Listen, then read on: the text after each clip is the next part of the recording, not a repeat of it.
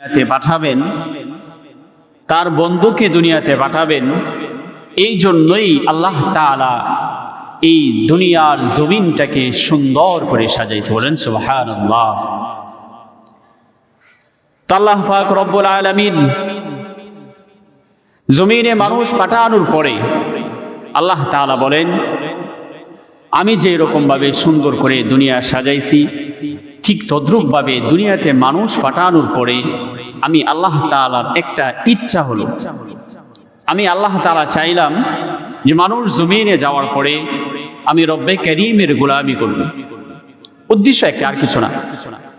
আর এই জন্যই তো আল্লাহ পাক রব্বুল আলামিন বলেছেন, ওয়ামা খালাকতুল জিন্না ওয়াল ইনসা ইল্লা লিয়াবুদুন, যে আমি আল্লাহ তাআলা মানুষ আর জিন জাতিকে সৃষ্টি করেছি, বানিয়েছি একমাত্র আমি রবের ইবাদত করার জন্য।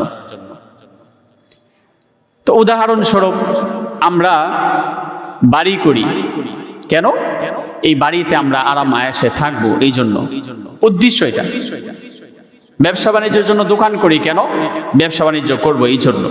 ঠিক তদ্রূপ ভাবে আল্লাহ পাক রব্বুল আলামিন মানুষ পাঠাবেন জমিনের ভিতরে, উদ্দেশ্য একটাই, যে আল্লাহ তাআলার ইবাদত মানুষ আয়েশা করবে, আল্লাহ তাআলার গোলামি মানুষ জমিনে আয়েশা করবে। এই জন্যই আল্লাহ পাক রব্বুল আলামিন মানুষ পাঠাইছে।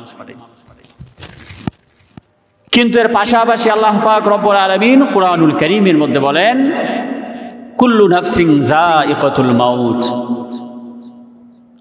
আল্লাহ তাআলা বলেন, তোমাকে আমি যেভাবে জমিনের মধ্যে পাঠাইছি ঠিক তদ্রূপ ভাবে তোমার পিছনে আমি মাউত নামক একটা বস্তু পাঠাই দিছি।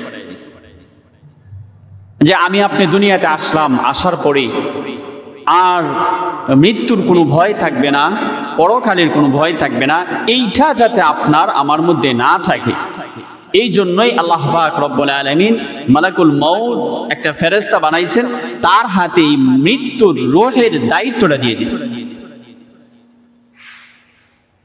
তো আল্লাহ পাক রব্বুল আলামিন এই যে জমিনের ভিতরে মানুষ পাঠাইছেন, গোটা পৃথিবীর মধ্যে আল্লাহ তাআলা মানুষ ছাড়াও অন্যান্য যত জীব জানোয়ার আল্লাহ তাআলা পাঠাইছেন, প্রত্যেকটা জানোয়ার কি, প্রত্যেকটা জীবকে তার মৃত্যুর স্বাদ গ্রহণ করতে হবে। মুসলমান মারা যাবে, মৃত্যুর স্বাদ গ্রহণ করবে, বেঈমান মারা যাবে, মৃত্যুর স্বাদ গ্রহণ করবে। কিন্তু আল্লাহ পাক রব্বুল আলামিন বলেন যে এক একজনের মৃত্যুর স্বাদটা এক এক রকম হবে। মুসলমানের মৃত্যুর স্বাদ এক রকম হবে, বিধর্মীদের মৃত্যুর স্বাদ আরেক রকম হবে। অর্থাৎ আল্লাহ পাক রব্বুল আলামিনকে আমরা যারা জমিনের মধ্যে খুশি করতে পারছি, আমাদের মৃত্যুর সময় আল্লাহ পাকের এই রহমতের ফেরেশতাগুলা এক রকম ব্যবহার আমাদের সাথে করবেন। ঠিক তদ্রূপ ভাবে যারা আল্লাহ পাক রব্বুল আলামিনকে বিশ্বাস করে না, মানে না, ঈমান আনে নাই, নাফরমানি করেছে, তাদের মৃত্যুর সময় ওই আল্লাহ পাকের ফেরেশতাগুলাই ওই ব্যক্তির সাথে অন্যরকম বিচার ব্যবস্থা করবে। আপনার আমার সাথে যে ব্যবহারটা করবেন, তাদের সাথে ওই ব্যবহার করবে না। আর মানুষ এই জায়গার থেকে, এই মৃত্যু নামক বস্তুটার থেকে পালানোর কোনো রাস্তা নাই, মানুষ পালাইতে পারবে না। পৃথিবীর যত বড় প্রাচীর দেওয়া হোক না কেন, যে প্রাচীর দেওয়ার পরে প্রাচীরের মধ্যখানে যদি কোনো মানুষ থাকে, যেই প্রাচীরের ভিতরে একটা পিপিলিকা ঢুকতে পারবে না, এক ফোঁটা পানি ঢুকতে পারবে না। কিন্তু আপনার আমার হায়াতের জিন্দেগি যখন শেষ হয়ে যাবে, ওই জায়গার মধ্যেও আজরাইল ঢুকে যাবে। এটা আমাদের বিশ্বাস করতে হবে। কেন? আল্লাহ পাক রব্বুল আলামিন কুরআনুল কারীমের মধ্যে বলেছেন, আইনামা তাকুনু ইউদরিকুমুল মাউত ওয়ালাউ কুনতুম ফি বুরুজিম মুশাইয়াদা। যত শক্ত প্রাচীর দেওয়া হোক না কেন, ওই প্রাচীর ছিদ্র করে ভেদ করে যেইভাবে হোক না কেন, আল্লাহ পাকের আদেশে রূহ বের করবেই মাউতের ফেরেশতা। অর্থাৎ এই মৃত্যু নামক বস্তু থেকে আপনার আমার বাঁচার কোনো রাস্তা নাই। মৃত্যুবরণ করতেই হবে। জন্ম নিয়েছি, মৃত্যু হবে। জন্মের সময় যেভাবে আমি একা জমিনের মধ্যে আল্লাহ পাক আমাকে পাঠাইছেন, ঠিক মৃত্যুর সময় আমার যখন মৃত্যু হয়ে যাবে, আমাকেও কবরের জগৎটা ওই রকম একাই যাওয়া লাগবে, কেউ নাই।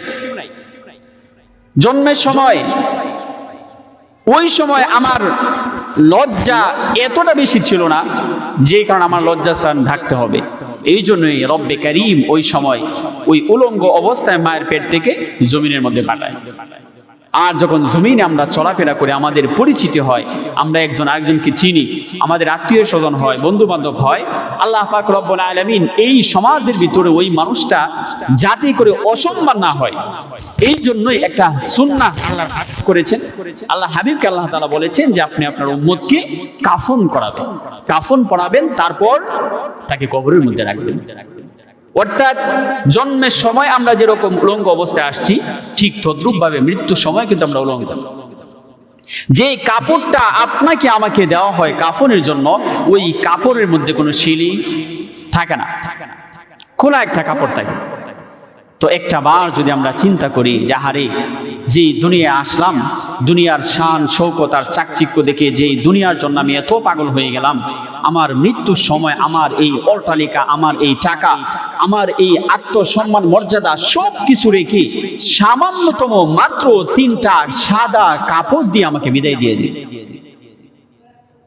যখন কোনো মানুষের ভিতরে এই চিন্তা আসবে যে আমাকে মাত্র 3টা কাপড়, এই 3টা কাপড় নিয়ে 3.5 হাত মাটির নিচে আমাকে শোয়া রাইখা চলে আসবে, ওই মানুষটা দুনিয়ার ভিতরে কখনো গুনাহের মধ্যে দাবিত হইতে পারবে না। তখন সেটা দেখবে যে না, আমার চোখের সম্মুখে আমার বাবা, আমার দাদা, আমার মামা, আমার চাচা কত মানুষকে নিজের হাতে গোসল করায়া, কাফন দাফন করায়া এই 3.5 হাত মাটির একটা ঘরের মধ্যে রাইখা চলে আসছি, যে ঘরটার উপরেও কোনো দেখার বাহির থেকে আলো আসার কোনো রাস্তা নাই, নিচে মাটি, ডানে মাটি, বামে মাটি, চতুর্দিক মাটি, শেষ পর্যন্ত উপরে মাটি দিয়ে চাপা দিয়া রাইখা সবাই আমার থেকে বিদায় নিয়ে চলে যায়। তাহলে আমি কোন দুনিয়ার জন্য পাগল হয়েছি, কিসের জন্য পাগল হয়েছি? এই জন্য রাসূল আকরাম সাল্লাল্লাহু আলাইহি ওয়াসাল্লাম বলেন, কোন মানুষ যখন মৃত্যু স্মরণ করবে, আল্লাহর হাবিব বলেছেন ওই মানুষটা গুনাহের মধ্যে দাবিত হইতে পারবে না।